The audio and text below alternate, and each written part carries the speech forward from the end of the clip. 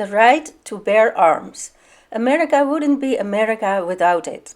The private citizen's right to bear firearms. Now, I'm not a researcher who is going to beat you over the head with statistics, nor am I a gun enthusiast or expert. At the moment, I myself do not even own a gun. But I am an American who has not always been an American. I can look at this right to bear firearms from the point of view of a person who grew up in a country where there was no such thing.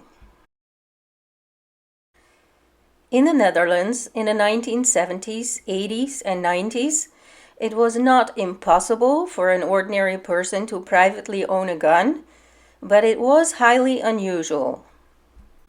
Next door to my parents' vacationing cottage in the countryside lived an old farmer who had a hunting rifle that he used to shoot moles, possibly also other wild critters and birds. His whirlwind dog would retrieve the moles, and my mother recalls the old farmer would skin them and stretch the skins on small boards, then sell them to a furrier who periodically stopped by his house. The rifle may have been an antique. It may have been the same rifle he wielded in World War II to discourage German invaders from stepping foot on his property. I was still young when the old man died. I never knew him well. Apart from Boer Hofstra, I did not know anybody in the Netherlands who owned a gun. You could use a gun at a shooting range if you belonged to a club. You could also, I assume, then obtain a permit to acquire a gun and keep it in your home. I just never, in all my 33 years in the Netherlands, met anybody that did. It must have been the late 1980s when I heard of an incident involving a Dutch man who apparently legally owned a gun and had used it to drive off an intruder in his home. Perhaps he had actually shot the burglar. Perhaps he got into some trouble with the law. I don't remember the particulars, but it became the subject of some gossip, as this man's daughter happened to be dating the Crown Prince. The daughter and the future king were going steady at that point, but the queen was said to have expressed disapproval of the man's use of a gun, and his daughter's chances of becoming queen were doomed. Or so the story went. But really, the moral of the rumor was that the ruling class frowned on the idea of some dad keeping a gun in his home and then even daring to shoot it in defense of his property. And it is also fair to say that the common people's attitude to private gun ownership in the Netherlands was very different from what it is in America, and mostly because it barely existed. And ordinary folks were not for it or against it. They just did not give it any thought. And that was me, when I came to live in the United States of America at the turn of the century. Politicians, journalists, academics may argue about the Second Amendment, about reforms needed or unneeded, but trust me, to ordinary Americans, left-wing or right-wing, private gun ownership is just a fact of life, an ingrained part of society. No need to love it, hate it, worry about it, or defend it. It's the culture. It belongs here. The only times when people pay it any mind or get worked up about it is when someone up in the halls of power tries to change the rules. But as an outsider, and yes, a first-generation immigrant will always remain somewhat of an outsider, even after 25 years, how do I look at this phenomenon? Guns in America, good or bad? Well, back in 2001, I was certainly thrilled to learn that my new Yankee husband owned a handgun, and I most definitely wanted to learn to shoot it. In my previous video, you can see a camcorder recording of my first try at target practice out in the woods behind my husband's old home. For many years after this little adventure, I did not pick up a gun again. Not only did I lose interest, but I began to doubt, that holding on to the ancient American tradition of the right to bear firearms was worth it? Was it worth the periodic, out-of-the-blue carnage? A documentary about the school shooting in Columbine, Colorado, came out during my first years in America. I had still been in the Netherlands when that massacre happened, back in 1999, but it had made headlines even there. 2 miserable schoolboys slaughtering 13 of their fellow students and 1 teacher. An event that could never have taken place in my old country, showing that America was truly a different world, for better and for worse. I was curious about that Michael Moore documentary, Bowling for Columbine, and so my husband and I went to see it in a movie theater. I would be lying to you if I told you what I thought of it, or what we said about it afterward. I don't remember. For certain, though, over the years we had a recurring discussion about the to me so alien and to Jason so familiar right to bear arms. Our discussions never had a political overtone, as both of us were politically independent and irreligious, liberal in some of our ideas, conservative in others, as likely to vote for a Democrat as for a Republican.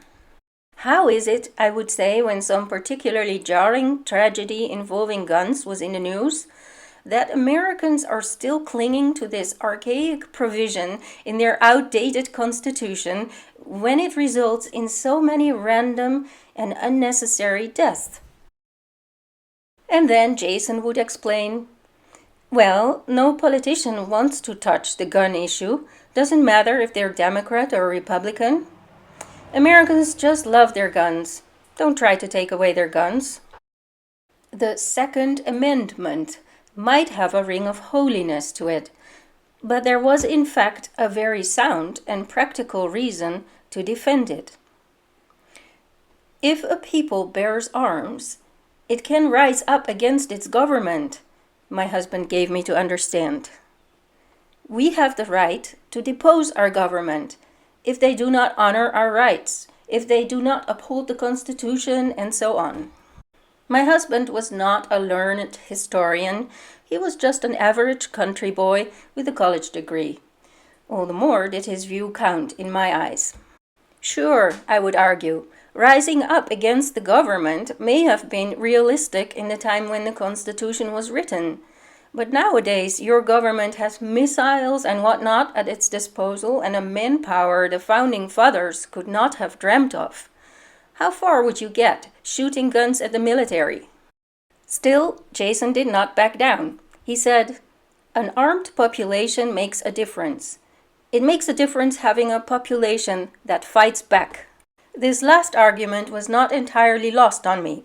My mother used to praise the Swiss people for not merely allowing, but requiring that every able-bodied man keep a gun and be trained to use it. Owing to this custom, my mother believed, Switzerland had avoided German occupation and managed to remain neutral in both world wars. Meanwhile, in my new country, not a year went by without some lunatic opening fire into a crowd or in a school or office setting. A few of these mass murders have stayed with me to this day. There had been Columbine, of course, and then in 2011 a man fired into a crowd and shot 6 people to death in Arizona. The crowd had gathered around a campaign event for a congresswoman, Gabby Giffords. So this shooting directly undermined democracy. In theory, guns in the right citizens' hands could be used to defend democracy. Well, obviously, in the wrong citizens' hands, they could be used to attack it. Giffords herself survived, but was one of 13 severely wounded. Brain damage permanently altered her life and career. She retired from Congress and became an advocate for gun violence prevention and gun safety laws, solidifying her efforts in the Giffords Law Center to prevent gun violence. This could happen to anyone at any given moment, I said to Jason. Does that not worry you? It was a supermarket parking lot, It could have been one of us. A 9-year-old girl was among the dead. This could happen to our child. We had a 2-year-old daughter now, and that changed everything. The chance of getting killed in a mass shooting is extremely small, my husband pointed out. You're much more likely to get killed in a car accident. As usually, he had the last word, although his words fell short. Only now do I see why. When you drive a car, you're not helpless. There are things you can do to lessen the chance of dying in an accident. But there is nothing, absolutely nothing you can do to avoid becoming the target of a madman with a gun. And then, less than a year later, there was Sandy Hook, a lot closer to home than Arizona. On the morning of December the 14th, right around the time I was cruising down our hill on my way to drop my 3-year-old off at preschool, starting our drive with the Neils singing, "Come go with me to that land where I am bound." Right around that time, down in Connecticut, an insane young man entered an elementary school with a semi-automatic rifle and killed 20 children and 6 teachers.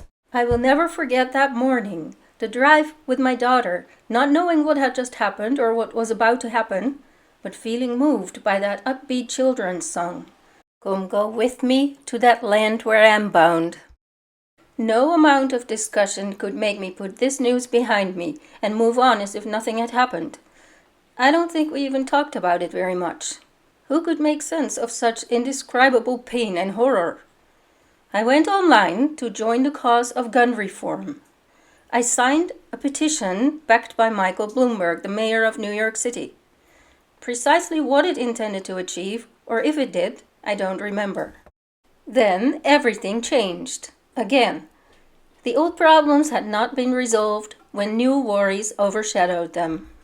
In the COVID-19 years, as lockdowns, mask mandates, and censorship stared us in the face, I frequently asserted, "Never again will I trust the government."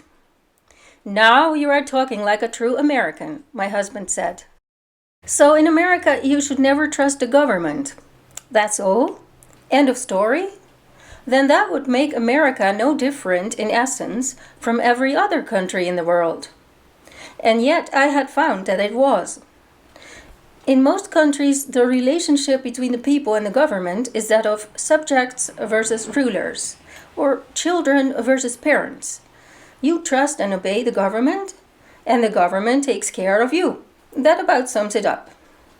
In America, on the other hand, the citizen is a grown-up, and the government is more like a pact the citizen has made with the other grown-ups. Such may not be the actual present-day situation, but such is America's blueprint, and such is still the attitude of most Americans. In the COVID time, I began raising chickens and planting fruit trees. I wouldn't call my home a homestead, let alone a farm, but I began asking myself questions like, if we went hungry, would I be willing and able to shoot a deer? I wasn't worried enough to become a prepper, but I did now believe that what used to seem nearly impossible could actually happen, and that things could come crashing down all around us without warning. The least I could do was acquire a gun, awaiting whatever came next. In America, I have learned to drive and earned a driver's license. I've learned to fly an airplane and got a private pilot's license. I have cast my vote for and against presidential candidates. I've raised a child. But there has been no moment when I understood more clearly what it means to be an American than when I began the process of obtaining a license to carry a gun. I sat through 4 hours of gun safety class so as to learn how to handle and shoot one safely. 5 men, 3 women, young, old, middle-aged, 8 anybody's, and a pair of instructors, 1 female, 1 male, are gathered in the cheery lobby of a sportsman club to go over the laws and rules pertaining to guns. I have taken this class once before in a different town.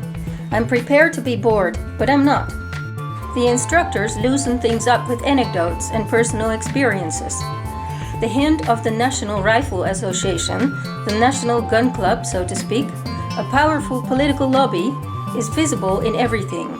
And one thing is clear. The NRA do not just wish for you to own a gun, they want you to be safe with it. They want this thing to work. The class ends with some fun target practice at the range. There has been no time when I felt so sure that I belonged here, in America, as when I drove home from that class. A basic firearm safety certificate arrived in my email 2 days later. In America, it is not for the government to decide that we citizens cannot own guns. It's up to us. It's up to us also to reduce the danger and the risk. With great freedom comes great risk, and sometimes unacceptable loss. But unfreedom too is unacceptable. We Americans can trust our government, and our government can trust us, because we are our government. We, the people, armed with guns.